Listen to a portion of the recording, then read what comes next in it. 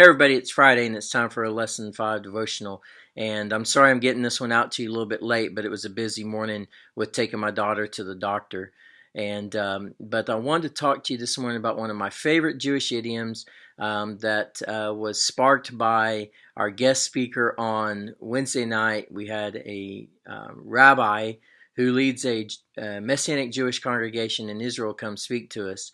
And he was talking about all these places in Israel, and he was asking who all had been to Israel, and people were raising their hands. And there's quite a few people that's been there, and in my heart and in my mind, I was wanting to raise my hand because I've done a lot of study on Israel. But hey, if you want to send me to Israel, if someone out there listening wants to bless me with a trip to Israel, I'll gladly accept and go.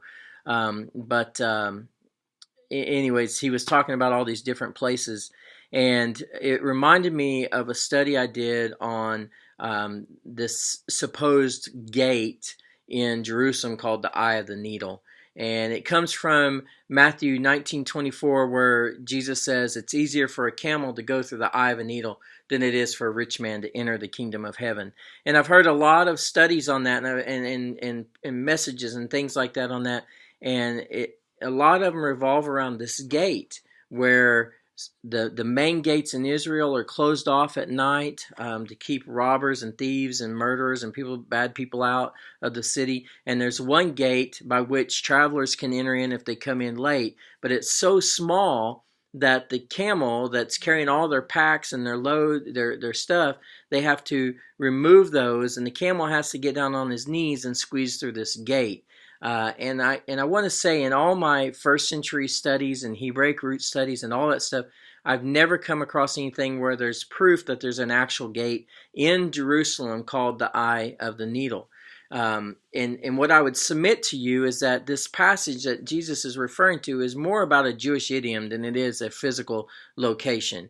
And the reason why that is because there's things in the Midrash that kind of allude to the fact that this is more of an idiom, kind of like the pointing out the speck in someone's eye when there's a log in your eye. That's an idiom. It's a hyperbole.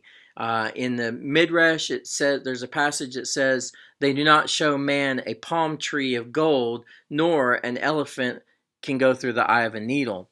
And what that's saying is that it's very unlikely for an elephant to pass through the eye of a needle. It's very impossible. And so you have this debate between the rabbis about man's dreams becoming possible, but yet a elephant going through the eye of the needle is impossible. And another illustration of this is a passage in the Midrash where it says, "The Holy One said to me, 'Open for me a door as big as a needle's eye, and I will open for you a door through which you may enter with your camels,'" or with your tents. And so the idea is that if you just give God a little bit, if you just open the door as big as the eye of a needle, God will come in and fill up. He will pour into you and fill up and set up a room for you that's an oasis. It's big enough for your tents. It's big enough for your camels. And so God only needs a foot in the door, so to speak, to do something in your life. It's the whole idea of the impossible becoming possible through God.